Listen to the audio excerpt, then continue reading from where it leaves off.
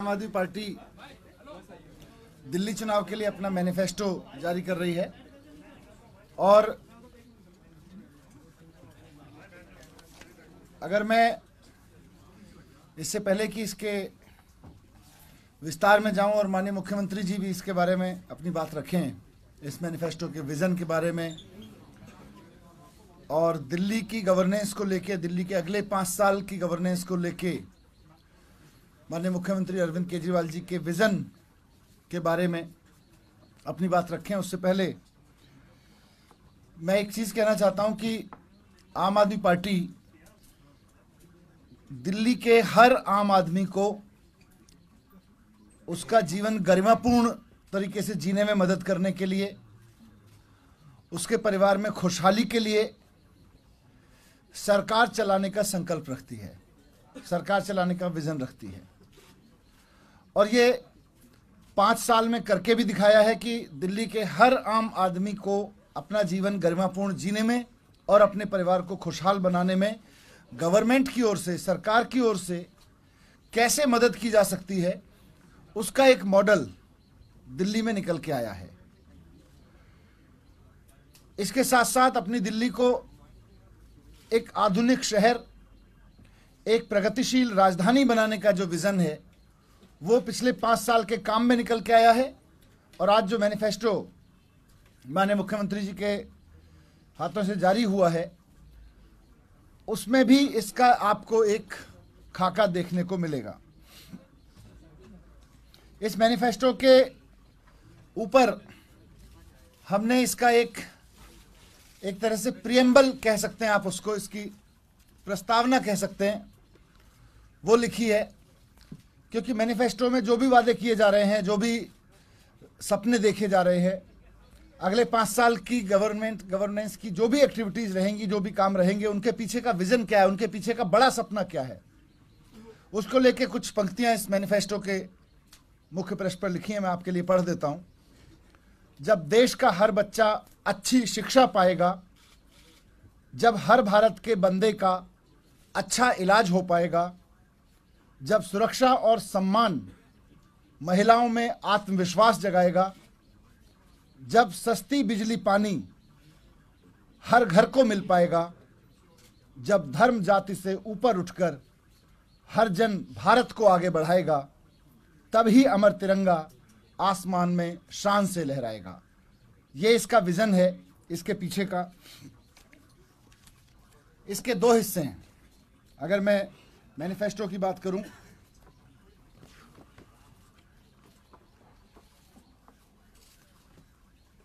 ये जो प्रस्तावना मैंने रखी है आपके सामने, ये एक तरह से भारत के संविधान की जो प्रस्तावना है, जिसमें न्याय, स्वतंत्रता, समानता और बंधुत्व को मूलभूत आधार बना के लिखा गया है, उसी को इफेक्टिव इम्प्लीमेंटेशन के लिए बनाई गई है। ये मैनिफेस्टो एक सपना है, जैसा मैंने कहा। इस मैनिफेस्टो में लिखे सपनों की दिल्ली बनाने को हम 2 हिस्सों में बांट सकते हैं, 2 रोड मैप, इसके रोड मैप को 2 हिस्सों में बांट सकते हैं। पहला, माननीय मुख्यमंत्री जी की ओर से जारी किया गया एक गारंटी कार्ड, जिसमें केजरीवाल की 10 गारंटी, आज दिल्ली उन सब के बारे में बात कर रही है, वो भी इस मैनिफेस्टो का हिस्सा है। और दूसरा, कुछ विस्तृत कामों की सूची है जो आम आदमी पार्टी की सरकार अगले 5 साल में करेगी। 10 गारंटियां आप सब जानते हैं, पर आपके रेफरेंस के लिए फिर से मैं एक बार यहां दोहरा देता हूं। केजरीवाल जी की अगली सरकार गारंटी लेगी कि हर बच्चे को अच्छी शिक्षा मिल सकेगी।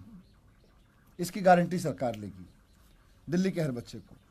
दिल्ली के हर व्यक्ति को स्वस्थ रहने की गारंटी, उसके इलाज की गारंटी अगली सरकार लेगी। हर व्यक्ति के लिए पीने के शुद्ध पानी की गारंटी, ताकि नल से वो 24 घंटे शुद्ध पानी उसको मिल सके, उसकी गारंटी दिल्ली सरकार लेगी। 24 घंटे घरों में बिजली आ सके और 200 यूनिट तक के बिजली के बिल लोगों के ज़ीरो रहें। और साथ साथ पूरी दिल्ली में अलग अलग कॉलोनियों में जो तारों का जंजाल बिछा हुआ है दिल्ली को तारों के जंजाल से मुक्त कराने की गारंटी अगली सरकार लेगी। पॉल्यूशन एक बहुत बड़ी समस्या है। वर्तमान स्तर से 1/3 लाने की गारंटी दिल्ली सरकार लेगी। पॉल्यूशन में 25% पहले ही कम किया जा चुका है। साफ सुथरी दिल्ली और साफ सुथरी यमुना की गारंटी दिल्ली सरकार लेगी। महिला सुरक्षा के लिए सीसीटीवी के पूरे नेटवर्क को और मजबूत करना, स्ट्रीट लाइट गली गली में लगवाना ताकि कोई कोना अंधेरा ना रहे, और मोहल्ला मार्शल लगाना, इसकी गारंटी दिल्ली सरकार लेगी। कच्ची कॉलोनियों में सुविधाओं की गारंटी, पक्की कॉलोनियों जैसी सुविधाओं की गारंटी सरकार लेगी। और जहां झुग्गी वहां मकान, इसकी गारंटी दिल्ली सरकार लेगी। ये गारंटी जिन्हें आज पूरी दिल्ली में बच्चा बच्चा बात कर रहा है, ये केजरीवाल की 10 गारंटी हैं। ये केजरीवाल जी की 10 गारंटी हैं। ये गारंटी अपने आप में एक बड़ी पहल है, जो कोई राजनीतिक पार्टी पहली बार कह रही है कि हम गारंटी ले रहे हैं, अगले 5 साल में ये करेंगे, जुमले नहीं करेंगे। इसके अलावा आज इस मैनिफेस्टो में, जैसा मैंने कहा, इसके रोड मैप के 2 हिस्से हैं। ये जो 10 गारंटियां हैं, ये आम आदमी के जीवन को गरिमापूर्ण जीने में और उसके परिवार को खुशहाल बनाने के लिए मूलभूत आधार के रूप में हैं। लेकिन शहर को, पूरी गवर्नेंस को एक सपनों की दिल्ली बनाने के लिए एक मैनिफेस्टो अगले 5 साल का जो जारी किया है, उसका दूसरा हिस्सा, उसमें 28 ऐसी और पहल हैं जिन पे दिल्ली सरकार अगले 5 साल काम करेगी। इन 28 पहल को मैं बहुत संक्षेप में आपके सामने रख देता हूं, और उसके बाद माननीय मुख्यमंत्री जी से अनुरोध करूंगा कि वो भी उस पर अपनी बात रखें। पहला, दिल्ली जन लोकपाल बिल। ये 2015 में दिल्ली विधानसभा से पारित किया गया था और 4 साल से केंद्र सरकार के पास लंबित है। आम आदमी पार्टी केंद्र सरकार द्वारा दिल्ली जन लोकपाल बिल पास कराने के लिए अपना संघर्ष जारी रखेगी। दूसरा, दिल्ली स्वराज बिल। दिल्ली सरकार ने 2016 में, जून 2016 में शहर भर में 70 विधानसभा में करीब 2900 मोहल्ला सभाओं के गठन को मंजूरी दी थी। ये दिल्ली स्वराज विधेयक लाने के लिए हम केंद्र के साथ मिलकर एक मजबूत प्रयास करेंगे और मोहल्ला सभाओं की भूमिका और जिम्मेदारियों को औपचारिक रूप देंगे, ताकि जो गवर्नेंस है, वो लोगों के छोटे छोटे काम है, वो डिसेंट्रलाइज तरीके से हो सकें। तीसरा, गरीब आदमी के लिए, आज मैं जाता हूं, मैं आजकल चुनाव में भी जाता हूं, गली गली में देखता हूं लोग राशन की दुकानों में लगे रहते हैं। कई बार राशन दुकानदार ठीक से बांट रहा है, कई बार नहीं ठीक से बांट रहा है। राशन की डोर स्टेप डिलीवरी, जैसे सर्विसेज की डोर स्टेप डिलीवरी की है, वैसे ही राशन की डोर स्टेप डिलीवरी सरकार शुरू करेगी। 10 लाख बुजुर्गों को तीर्थ यात्रा कराएंगे। तीर्थ यात्रा का कार्यक्रम चल रहा है, लेकिन अगले 5 साल में हमने टारगेट रखा है कि दिल्ली के 10 लाख बुजुर्गों को हम तीर्थ यात्रा कराएंगे। क्योंकि कई बार ये होता है कि पारिवारिक व्यस्तताओं में, आर्थिक मजबूरियों में, व्यापार नौकरियों की मजबूरियों में परिवार के बच्चे भी वो जिम्मेदारी नहीं निभा पाते हैं और उनकी मजबूरी भी होती है। हम सब उन मजबूरियों को समझते हैं, लेकिन जब आम आदमी पार्टी एक बड़ा परिवार के रूप में सरकार चलाएगी, तो फिर वो सरकार में बड़े भाई के रूप में ये जिम्मेदारी निभाएंगे कि 10 लाख बुजुर्गों को तीर्थ यात्रा कराएंगे। 5वां है देशभक्ति पाठ्यक्रम।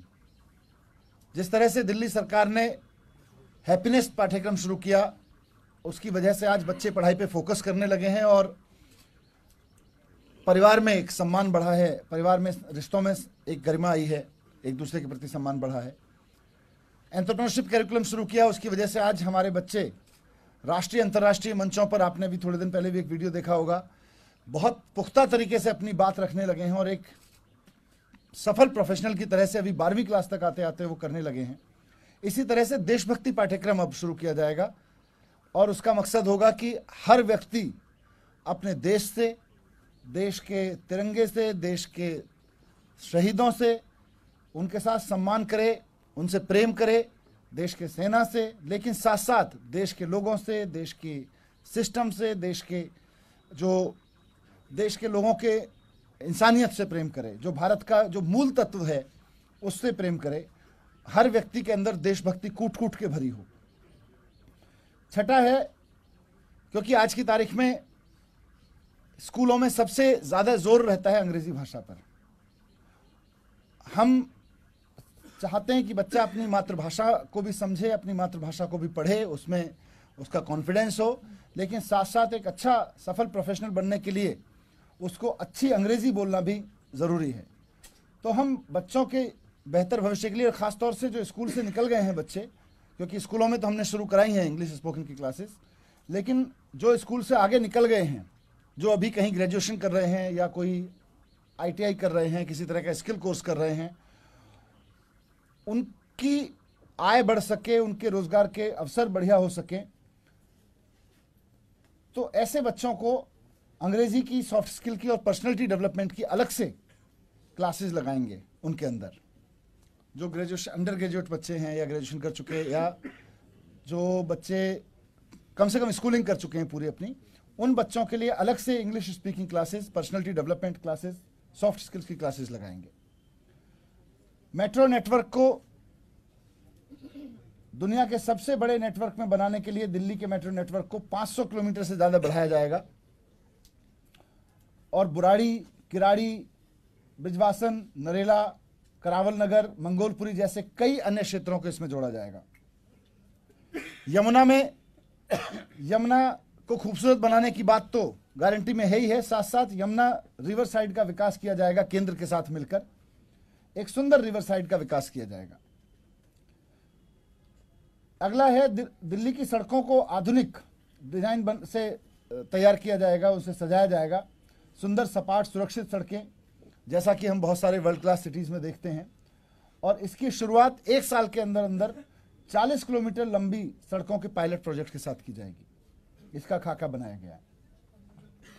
दिल्ली में भी सड़कों को साफ रखने के लिए सफाई कर्मचारियों की बहुत कमी रहती है।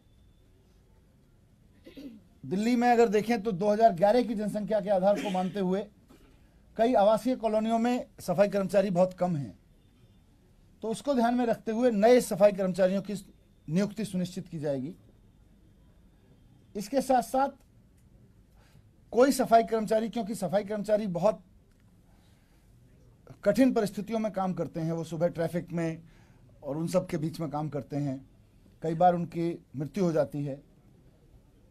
तो शहर को साफ रखने में जो सफाई कर्मचारी सबसे महत्वपूर्ण भूमिका निभा रहे हैं, उनके योगदान को सलाम करते हुए अगर किसी सफाई कर्मचारी की मृत्यु अपनी ड्यूटी करते वक्त हो जाती है तो उसके परिवार को 1 करोड़ रुपए की मुआवजा राशि दी जाएगी।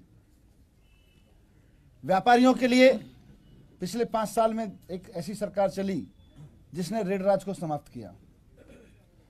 रेड राज पर यह अंकुश अगले 5 साल भी व्यापारियों के लिए जारी रहेगा।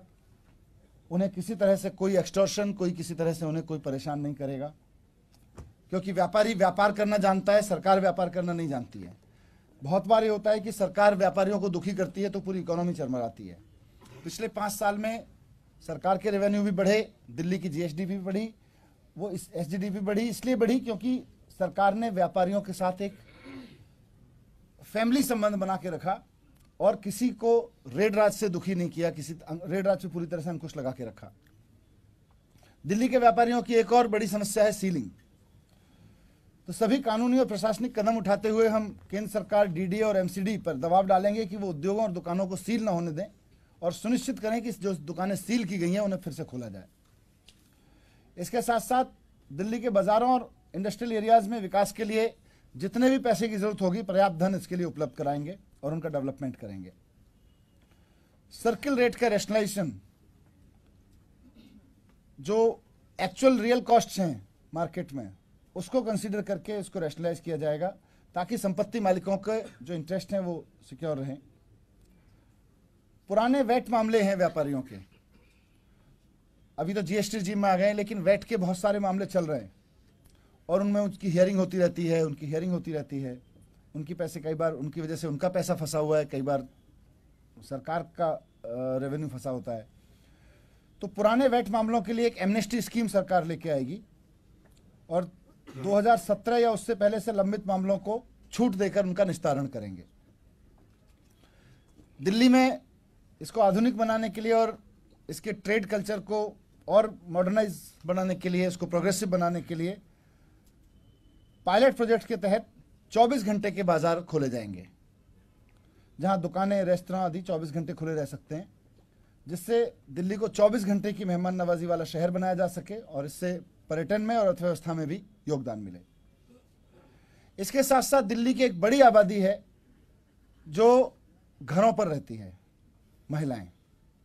बहुत सारी महिलाएं एजुकेटेड हैं, बहुत सारी महिलाएं स्किल्ड हैं, उनके पास किसी ना किसी तरह का कोई क्षमता है जो वो काम कर सकती हैं, लेकिन सबसे बड़ी क्षमता, सबसे बड़ा योगदान वो अपने परिवार को चलाने में दे रही हैं, बच्चों को पढ़ाने में दे रही हैं, पर फिर भी अपने और प्रोफेशनल स्किल का इस्तेमाल वो करके अपने परिवार की आमदनी भी बढ़ा सकती हैं और दिल्ली की इकोनॉमी में भी योगदान कर सकती हैं।